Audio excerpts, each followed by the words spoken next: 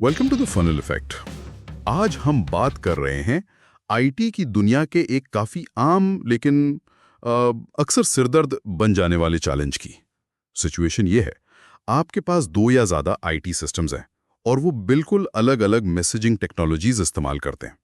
मान लीजिए एक सिस्टम पुराना है, एमएसएमक्यू पर चलता है, दूसरा शायद मॉडर्न क्लाउड एप्लीकेशन है, अज्योर सर्विस बस यूज करता है, हो सकता है कोई तीसरा रैबिट एमक्यू पर हो। अब बिजनेस को जरूरत है कि ये सिस्टम्स आपस में बात करें, डेटा एक्सचेंज करें।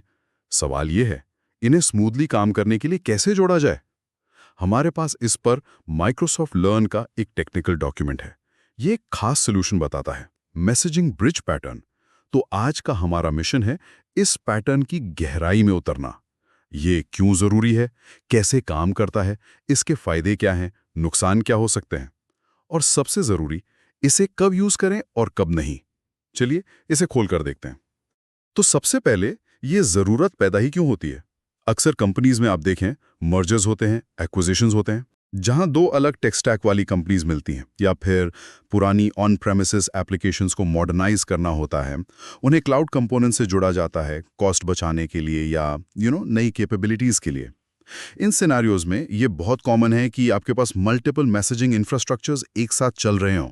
MSMQ, RabbitMQ, Azure Service Bus, Amazon SQS, Kafka, list लंबी हो सकती हैं। एग्जैक्टली और जब ये सिचुएशन आती है तो पहला इंस्टिंक्ट अक्सर यही होता है कि चलो सिस्टम्स को मॉडिफाई करते हैं। और उनके बीच HTTP बेस्ड वेब सर्विसेज मतलब APIs बना देते हैं। सुनने में ये सीधा लगता है, पर इसके कई छुपे हुए ड्रॉबैक्स हैं। उन पर अक्सर शुरू में ध्यान नहीं जाता। पहला और सबसे बड़ा ड्रॉबैक, आपको दोनों सिस्टम्स में सिग्निफिकेंट चेंजेस करने पड़ेंगे। एक तरफ आपको HTTP क्लाइंट कोड लिखना होगा, दूसरी तरफ इनकमिंग HTTP रिक्वेस्ट्स को हैंडल करने के लिए लॉजिक ऐड करना होगा। ये सिर्फ डेवलपमेंट एफर्ट नहीं है। इसके बाद आता है टेस्टिंग का पूरा cycle, unit testing, integration testing, regression testing, और फिर डिप्लॉयमेंट, जो खुद में कॉम्प्लेक्स हो सकता है, खासकर लेगेसी सिस्टम्स के लिए। इसमें टाइम, रिसोर्सेज और रिस्क तीनों लगते हैं। दूसरा, इन नए HTTP एंडपॉइंट्स को होस्ट भी करना पड़ेगा। अब आपको इनकी सिक्योरिटी, अवेलेबिलिटी और स्केलेबिलिटी की चिंता करनी होगी। क्या एंडपॉइंट्स प्रॉपर्ली सिक्योर्ड हैं, हाई ट्रैफिक हैंडल कर सकते हैं, रिलायबल हैं? ये सब इंफ्रास्ट्रक्चर ओवरहेड ऐड करता है। और तीसरा, HTTP इनहेरेंटली सिंक्रोनस होता है, नेटवर्क कनेक्टिविटी पर बहुत डिपेंड करता है। अगर सिस्टम्स के बीच नेटवर्क अनरिलायबल है तो आपको custom retry mechanisms, error handling logic, ये सब खुद बनाना पड़ेगा। मैसेजेस फेल हो सकते हैं, डुप्लीकेट प्रोसेसिंग हो सकती है। इन सब को हैंडल करना डेवलपर की रिस्पॉन्सिबिलिटी बन जाती है। राइट। तो अगर सिस्टम्स पहले से ही मैसेजेस के जरिए एसिंक्रोनसली कम्युनिकेट कर रहे हैं, तो HTTP पर स्विच करने के बजाय एक ज्यादा नेचुरल और अक्सर बेहतर अप्रोच है मैसेजिंग ब्रिज पैटर्न। यहाँ कॉन्सेप्ट क्या है? हम एक नया डेडिकेटेड कंपोनेंट इंट्रोड्यूस करते हैं, इसे ब्रिज कहते हैं। ये ब्रिज एक तरह का यूनिवर्सल ट्रांसलेटर है, जो एक ही समय में दो या ज्यादा अलग अलग मैसेजिंग इंफ्रास्ट्रक्चर से कनेक्ट हो सकता है और उनके बीच कम्युनिकेट कर सकता है। सोचिए एक ऐसे ट्रांसलेटर की तरह जो सिर्फ लिफाफे पे लिखे पते, मतलब डिलीवरी इंस्ट्रक्शंस या प्रोटोकॉल, को एक भाषा से दूसरी में बदलता है, लेकिन अंदर की चिट्ठी यानी मैसेज पेलोड को बिल्कुल नहीं छूता। ये ब्रिज एक सिस्टम के मैसेजिंग इंफ्रास्ट्रक्चर से मैसेजेस उठाता है, पुल करता है, और दूसरे सिस्टम के इंफ्रास्ट्रक्चर में डाल देता है, पुश करता है। और क्रूशियल पॉइंट ये है कि मैसेज के कंटेंट यानी पेलोड को जनरली मॉडिफाई नहीं किया जाता। ये सिर्फ ट्रांसपोर्ट लेयर पर ट्रांसलेशन कर रहा है। और इसमें सबसे फैसिनेटिंग पहलू ये है कि जिन सिस्टम्स को इंटीग्रेट किया जा रहा है, उन्हें एक दूसरे के बारे में जानने की जरूरत ही नहीं है। उन्हें ये भी जानने की जरूरत नहीं है कि बीच में कोई ब्रिज मौजूद है। सेंडर सिस्टम को बस इतना कॉन्फ़िगर किया जाता है कि वो कुछ स्पेसिफिक मैसेजेस को अपने ही नेटिव मैसेजिंग इंफ्रास्ट्रक्चर की एक खास क्यू पर भेज दें। ब्रिज वहां से उन मैसेजेस को चुपचाप उठाता है और दूसरे सिस्टम के मैसेजिंग इंफ्रास्ट्रक्चर की कॉरेस्पॉन्डिंग क्यू में फॉरवर्ड कर देता है। रिसीवर सिस्टम को वो मैसेज उसकी अपनी क्यू में मिलता है और वो उसे वैसे ही प्रोसेस करता है जैसे वो किसी भी नॉर्मल मैसेज को करता। ये डीकपलिंग का एक बहुत ही पावरफुल डेमोन्स्ट्रेशन है। सिस्टम्स लूजली कपल रहते हैं, एक दूसरे पर डायरेक्टली डिपेंडेंट नहीं होते। अरे वाह, यानी सिस्टम्स को पता ही नहीं कि वो किसके साथ बात कर रहे हैं। ये डीकपलिंग तो जबरदस्त है। इससे तो मेंटेनेंस और फ्यूचर चेंजेस कितने आसान हो जाते होंगे। अच्छा, तो इसके फायदों को थोड़ा और डिटेल में देखते हैं। पहला, जैसा आपने कहा, और शायद सबसे बड़ा सेलिंग पॉइंट, जी, जिन सिस्टम्स को इंटीग्रेट कर रहे हैं उन्हें मॉडिफाई करने की जरूरत नहीं पड़ती या बहुत मिनिमल कॉन्फ़िगरेशन चेंजेस करने पड़ते हैं। वो बस अपने जाने पहचाने मैसेजिंग सिस्टम से बात करते रहते हैं। इससे डेवलपमेंट एफर्ट, कॉस्ट और रिग्रेशन टेस्टिंग का रिस्क काफी हद तक कम हो जाता है। हाँ बिल्कुल। दूसरा बड़ा फायदा रिलायबिलिटी का है। HTTP कॉल्स खासकर अनरिलायबल नेटवर्क्स पर फेल हो सकते हैं, डेटा लॉस्ट हो सकता है अगर प्रॉपर रीट्राई लॉजिक ना हो। सही। इसके कॉन्ट्रास्ट में ज्यादातर enterprise messaging systems at least once delivery guarantee provide करते हैं। इसका मतलब है कि मैसेज डिलीवरी फेल होने का रिस्क बहुत कम है। ब्रिज इस बिल्ट इन रिलायबिलिटी का फायदा उठाता है और यहाँ ये वाकई दिलचस्प हो जाता है। माइग्रेशन सिनेरियोज में ये पैटर्न बहुत फ्लेक्सिबिलिटी देता है। मान लीजिए आप अपनी पूरी एप्लीकेशन को MSNQ से अज्योर सर्विस बस पर माइग्रेट करना चाहते हैं। आप ये काम बिग बैंग अप्रोच से करने के बजाय इंक्रीमेंटली कर सकते हैं। आप एक ब्रिज सेटअप कर सकते हैं और फिर धीरे धीरे कंपोनेंट बाय कंपोनेंट या user group by user group and points को नए इंफ्रास्ट्रक्चर पे माइग्रेट कर सकते हैं। ब्रिज इस ट्रांजिशन के दौरान कम्युनिकेशन फ्लो मेंटेन रखेगा। इससे डिसरप्शन मिनिमाइज होता है और माइग्रेशन प्रोसेस ज्यादा मैनेजेबल बन जाता है। हाँ, तो ये सुनने में तो कमाल का लगता है ना। बिना कोड बदले integration, built in reliability, flexible migration. पर जैसा हर टेक्नोलॉजी के साथ होता है, ये कोई जादू की छड़ी नहीं है। कुछ ऐसी बातें हैं जिनका ध्यान रखना जरूरी है, कुछ पोटेंशियल गॉचाज हैं। पहला ड्रॉबैक ये है कि हो सकता है कि दोनों मैसेजिंग टेक्नोलॉजीज के कुछ एडवांस्ड फीचर्स ब्रिज के थ्रू काम ना करें। मान लीजिए सोर्स सिस्टम RabbitMQ की कोई स्पेसिफिक एक्सचेंज टाइप या राउटिंग कैपेबिलिटी इस्तेमाल करता है जो डेस्टिनेशन सिस्टम जैसे SQS में डायरेक्टली मैप नहीं होती। ब्रिज इन फीचर्स को ट्रांसलेट नहीं कर पाएगा। आपको essentially least common denominator features पर रिलाय करना पड़ सकता है। अच्छा, तो ये फीचर्स वाली बात थोड़ी ट्रिकी लगती है। क्या इसका मतलब है कि ब्रिज इस्तेमाल करने से पहले हमें दोनों सिस्टम्स के फीचर्स की पूरी लिस्ट बनाकर कंपेयर करनी होगी? ये तो खुद में एक बड़ा काम हो सकता है। हाँ, ये एक जरूरी स्टेप है डिजाइन फेज में। आपको समझना होगा कि इंटीग्रेटेड सिस्टम्स किन मैसेजिंग फीचर्स पर डिपेंड करते हैं और क्या वो फीचर्स डेस्टिनेशन इंफ्रास्ट्रक्चर में सपोर्टेड है या ब्रिज के थ्रू फीजिबल है।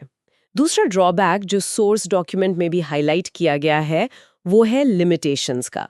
ब्रिज को दोनों टेक्नोलॉजीज के कंस्ट्रेंट्स का ध्यान रखना पड़ता है। जैसे डॉक्यूमेंट में दिया गया एग्जाम्पल बहुत प्रैक्टिकल है। MSMQ में मैक्सिमम मैसेज साइज 4 MB तक हो सकता है, लेकिन Azure स्टोरेज क्यूज जो एक सिंपल क्यूइंग ऑप्शन है उसमें सिर्फ 64 KB। अगर ब्रिज इन दोनों के बीच मैसेजेस फॉरवर्ड कर रहा है तो उसे सबसे रिस्ट्रिक्टिव लिमिट यानी 64 KB को रिस्पेक्ट करना होगा।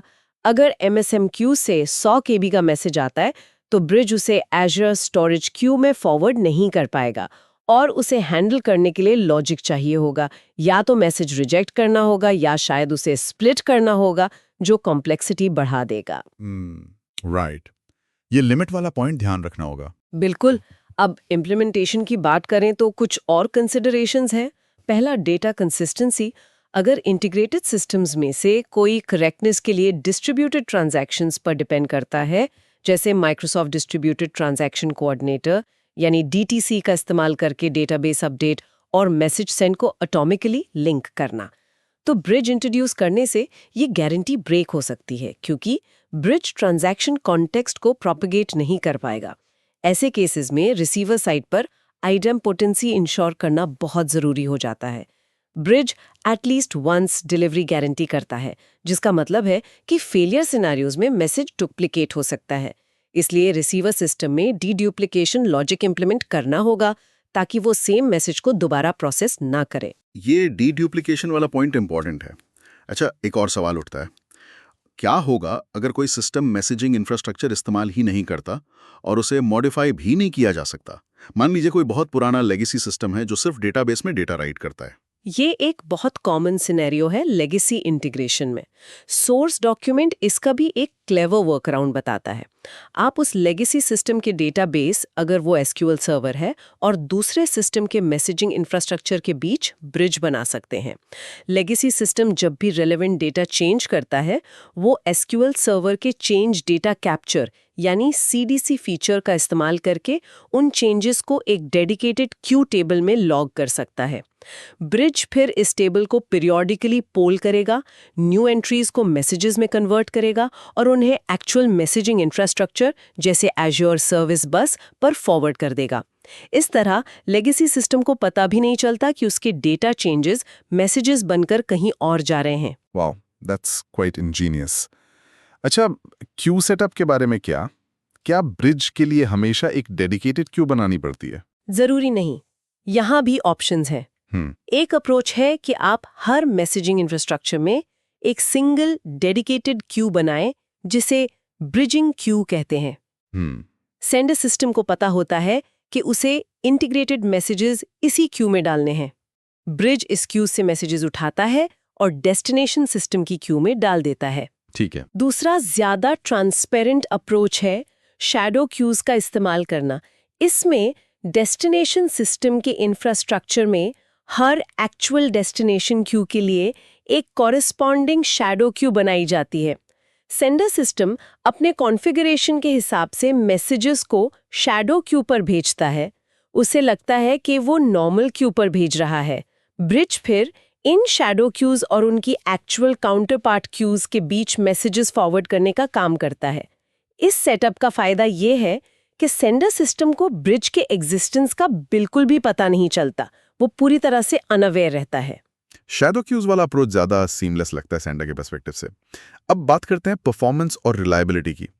अगर मैसेज वॉल्यूम बहुत ज्यादा है तो क्या अकेला ब्रिज बॉटलनेक नहीं बन जाएगा?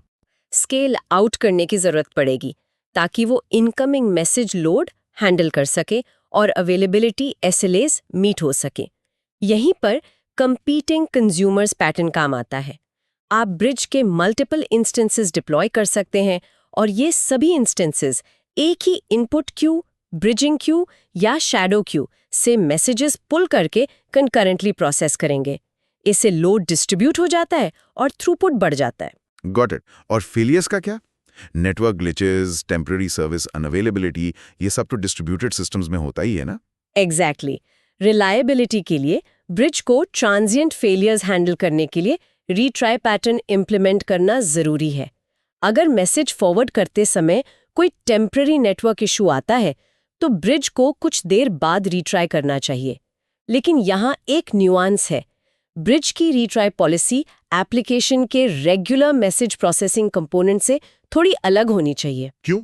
ऐसा क्यों? क्योंकि अगर पूरा मैसेजिंग इंफ्रास्ट्रक्चर ही डाउन है, मान लीजिए एज़्योर सर्विस बस में कोई आउटेज है, तो ब्रिज को इंडेफिनेटली रीट्राई करते रहने का कोई फायदा नहीं है। इससे रिसोर्सेज वेस्ट होंगे। ऐसे में ब्रिज को ये समझना चाहिए कि ये इंफ्रास्ट्रक्चर फेलियर है, न कि मैसेज प्रोसेसिंग फेलियर, और मैसेजेस को गलती से पॉइजन मैसेज क्यू में नहीं डालना चाहिए। इसी से जुड़ा है सर्किट ब्रेकर पैटर्न। अगर ब्रिज डिटेक्ट करता है कि डेस्टिनेशन इंफ्रास्ट्रक्चर लगातार अनअवेलेबल है, तो वो सर्किट ब्रेकर को ट्रिप कर सकता है। इससे फॉरवर्डिंग टेम्परेरीली पॉज हो जाएगी और ब्रिज बार बार फेल्ड अटेम्प्ट्स करके रिसोर्सेज वेस्ट नहीं करेगा। कुछ देर बाद ब्रिज एक ट्रायल मैसेज भेजकर देखेगा और अगर वो सक्सेसफुल होता है तो सर्किट क्लोज हो जाएगा और नॉर्मल फॉरवर्डिंग रिज्यूम हो जाएगी। ये पैटर्न्स मिलकर ब्रिज को रिजिलिएंट बनाते हैं। ओके, तो ये सब टेक्निकल डिटेल्स समझने के बाद अब आते हैं प्रैक्टिकल एप्लीकेशन पर। ये मैसेजिंग ब्रिज पैटर्न कब इस्तेमाल करना सबसे ज्यादा फायदेमंद है? सोर्स डॉक्यूमेंट कुछ क्लियर यूज केसेस बताता है। पहला, जब आपको मौजूदा सिस्टम्स को इंटीग्रेट करना हो लेकिन आप उनमें मिनिमम मॉडिफिकेशन करना चाहते हैं। हाँ। दूसरा, जब आपको लेगेसी एप्लीकेशंस को मॉडर्न सिस्टम से जोड़ना हो, खासकर अगर legacy application standard messaging technologies use नहीं कर सकती, जैसे वो डेटाबेस वाला एग्जाम्पल था। बिल्कुल। तीसरा, हाइब्रिड क्लाउड सिनेरियोज में, जहां आपको ऑन प्रेमिसेस एप्लीकेशंस को क्लाउड होस्टेड कंपोनेंट से एक्सटेंड करना है। ब्रिज क्लाउड और ऑन प्रेम के बीच कम्युनिकेशन चैनल बन सकता है। चौथा, जियो डिस्ट्रीब्यूटेड सिस्टम्स को कनेक्ट करने के लिए, खासकर अगर उनके बीच इंटरनेट कनेक्शन अनस्टेबल है। एसिंक्रोनस मैसेजिंग यहां रिलायबिलिटी प्रोवाइड करता है। सही। और पांचवा, जैसा हमने पहले डिस्कस किया, जब आप किसी डिस्ट्रीब्यूटेड सिस्टम को एक मैसेजिंग इंफ्रास्ट्रक्चर से दूसरे पर इंक्रीमेंटली माइग्रेट करना चाहते हैं बिना बिग बैंग डिसरप्शन के।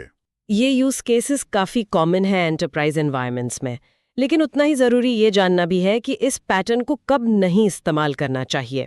हर पैटर्न की तरह ये सिल्वर बुलेट नहीं है। पहला रेड फ्लैग, अगर कोई सिस्टम किसी ऐसी एडवांस मैसेजिंग फीचर पर हेविली डिपेंड करता है जो दूसरे इंफ्रास्ट्रक्चर में अवेलेबल नहीं है, ब्रिज वो फीचर प्रोवाइड नहीं कर पाएगा। दूसरा, अगर इंटीग्रेशन इनहेरेंटली सिंक्रोनस नेचर का है, यानी इनिशिएटिंग सिस्टम को तुरंत रिस्पॉन्स चाहिए, मैसेजिंग ब्रिज असिंक्रोनस होता है। ये रिक्वेस्ट रिस्पॉन्स स्टाइल कम्युनिकेशन के लिए सूटेबल नहीं है। उसके लिए एपीआईज बेहतर हो सकते हैं। ठीक है। तीसरा, अगर इंटीग्रेशन की कोई स्पेसिफिक फंक्शनल या नॉन फंक्शनल रिक्वायरमेंट है, जैसे end to end encryption across the bridge या स्ट्रिंजेंट डेटा प्राइवेसी कंप्लायंस, जो ब्रिज आर्किटेक्चर फुलफिल नहीं कर सकता है। और चौथा, अगर इंटीग्रेशन के लिए डेटा वॉल्यूम इतना ज़्यादा है कि वो अंडरलाइंग मैसेजिंग सिस्टम्स की कैपेसिटी को एक्सीड कर दे या मैसेजिंग कॉस्ट्स प्रोहिबिटिवली हाई हो जाएं, हाई वॉल्यूम डेटा ट्रांसफर के लिए दूसरे मैकेनिज्म ज़्यादा सूटेबल हो सकते हैं। अगर हम इसे बड़े परिप्रेक्ष्य से देखें तो ये कंस्ट्रेंट ज़रूर ध्यान में रखने चाहिए। पैटर्न को आंख बंद करके अप्लाई नहीं करना चाहिए। कॉन्टेक्स्ट इज की। राइट, कॉन्टेक्स्ट इज की। सोर्स में एक कॉन्क्रीट एग्जाम्पल भी दिया गया है जो इन कॉन्सेप्ट्स को एक साथ लाता है। इमेजिन करें, एक कंपनी है जिसके पास एक on premises .NET framework application है जो एम्प्लॉय स्केजुलिंग मैनेज करती है। ये एप्लीकेशन सालों से चल रही है, स्टेबल है और MSMQ इस्तेमाल करती है कम्युनिकेशन के लिए। टीम इसे रीराइट नहीं करना चाहते। Typical legacy scenario. हाँ, अब बिजनेस को एक नई कैपेबिलिटी चाहिए, जिसके लिए उन्होंने एक नई क्लाउड नेटिव एप्लीकेशन बनाई है। एज्योर पर होस्टेड है और कम्युनिकेशन के लिए एज्योर सर्विस बस इस्तेमाल करती है। इन दोनों एप्लीकेशंस को डेटा एक्सचेंज करने की जरूरत है। टीम सिंक्रोनस API कॉल्स नहीं चाहती क्योंकि ऑन प्रेम और क्लाउड के बीच नेटवर्क लेटेंसी या टेम्पररी अनअवेलेबिलिटी इश्यूज हो सकते हैं, जिससे सिस्टम फ्रैजाइल बन जाएगा। Perfect scenario for the messaging bridge. उन्होंने यही सोल्यूशन चुना। उन्होंने एक ब्रिज कंपोनेंट बनाया। ये Azure फंक्शंस या किसी वर्कर सर्विस में होस्ट किया जा सकता है। इस ब्रिज के दो मेन फ्लोज हैं। पहला, MSMQ से मैसेजेस पढ़ना और उन्हें सर्विस बस की रेलेवेंट क्यू या टॉपिक पर फॉरवर्ड करना। दूसरा, सर्विस बस से मैसेजेस पढ़ना और उन्हें MSMQ की रेलेवेंट क्यू पर फॉरवर्ड करना। और नतीजा, एग्जिस्टिंग ऑन प्रेम एप्लीकेशन को पता ही नहीं चलता कि उसके मैसेजेस Azure में जा रहे हैं या वहां से आ रहे हैं। वो बस MSMQ से बात करती रहती है जैसे हमेशा करती थी। एग्जैक्टली। और नई क्लाउड एप्लीकेशन भी लेगेसी सिस्टम से वैसी ही इंटरैक्ट करती है जैसे वो किसी दूसरी मॉडर्न सर्विस से करती। सर्विस बस मैसेजेस भेज के और रिसीव करके। ब्रिज बीच में चुपचाप अपना काम करता रहता है, मैसेजेस को ट्रांसलेट और फॉरवर्ड करता रहता है। ये पैटर्न की असली पावर दिखाता है। Seamless integration without forcing awareness और major changes on the participating systems. बिल्कुल। अगर वो ब्रिज इस्तेमाल नहीं करते तो क्या होता? शायद उन्हें लेगेसी ऐप में API लेयर ऐड करनी पड़ती, जो रिस्की और कॉस्टली होता। हाँ, या फिर नई ऐप को MSQ से डायरेक्टली बात करने का तरीका ढूंढना पड़ता, जो क्लाउड एनवायरनमेंट में प्रैक्टिकल नहीं होता। ब्रिज ने इन चैलेंजेस को एलिगेंटली सॉल्व कर दिया है। बिल्कुल। और ये अप्रोच Azure वेल आर्किटेक्टेड फ्रेमवर्क के प्रिंसिपल्स के साथ भी अलाइन करती है। एब्सोल्युटली। कॉस्ट ऑप्टिमाइजेशन पिलर के लिहाज से देखें तो ये मौजूदा ऑन प्रेम सिस्टम की लाइफ बढ़ाता है, कॉस्टली रीराइट को अवॉइड करके। सही। आप एग्जिस्टिंग इन्वेस्टमेंट को लिवरेज कर पाते हैं। सही। ऑपरेशनल एक्सीलेंस पिलर के लिहाज से ये टेक्नोलॉजी ट्रांजिशंस और हाइब्रिड एनवायरनमेंट मैनेजमेंट में फ्लेक्सिबिलिटी देता है। आप चीजों को ग्रेजुअली इवॉल्व कर सकते हैं। राइट। रिलायबिलिटी पिलर, जैसा हमने डिस्कस किया, मैसेजिंग की इनहेरेंट रिलायबिलिटी और पैटर्न्स लाइक रीट्राई और सर्किट ब्रेकर से सपोर्ट होता है। हाँ। और परफॉर्मेंस एफिशिएंसी पिलर को कंपीटिंग कंज्यूमर्स पैटर्न से एड्रेस किया जा सकता है। तो ये सिर्फ एक आइसोलेटेड पैटर्न नहीं है, बल्कि एक वेल आर्किटेक्टेड सॉल्यूशन का हिस्सा बन सकता है। तो ये सब जानकर क्या समझ आता है? मैसेजिंग ब्रिज पैटर्न एक बहुत ही प्रैक्टिकल, वर्सेटाइल और अक्सर एलिगेंट तरीका है डिस्परेट मैसेजिंग सिस्टम्स को जोड़ने का। हाँ। ये आपको इंटीग्रेशन अचीव करने देता है बिना पार्टिसिपेटिंग सिस्टम्स में डिसरप्टिव चेंजेस किए। हाँ। ये कॉम्प्लेक्सिटी को ब्रिज कंपोनेंट में इनकैप्सुलेट कर देता है, जिससे सिस्टम्स लूजली कपल्ड रहते हैं। Okay. Hybrid environments, legacy integrations और इंक्रीमेंटल माइग्रेशन जैसे कॉमन चैलेंजेस का ये एक बहुत कारगर सॉल्यूशन है। अग्रीड। और आखिर में सोचने के लिए एक बात छोड़ जाते हैं। हमने देखा कि कैसे मैसेजिंग ब्रिज अलग-अलग मैसेजिंग टेक्नोलॉजीज के बीच पुल बनाता है, पर जिस तरह मॉडर्न सिस्टम्स में हेट्रोजीनिटी बढ़ रही है, अलग डेटाबेसेस, अलग ऑथेंटिकेशन सिस्टम्स, अलग deployment environments, cloud, on prem, edge, क्या ये ब्रिजिंग का कोर कॉन्सेप्ट, यानी एक इंटरमीडिएरी कंपोनेंट जो डिफरेंसेस को एब्स्ट्रैक्ट करके सीमलेस कम्युनिकेशन इनेबल करता है, सिर्फ मैसेजिंग क्यूज के अलावा और भी इंटीग्रेशन प्रॉब्लम्स पर अप्लाई किया जा सकता है? शायद data format bridging, protocol bridging या आइडेंटिटी ब्रिजिंग। इस पर विचार किया जा सकता है कि ये फंडामेंटल आइडिया और कहां-कहां वैल्यू क्रिएट कर सकता है। Thank you for watching The Funnel Effect.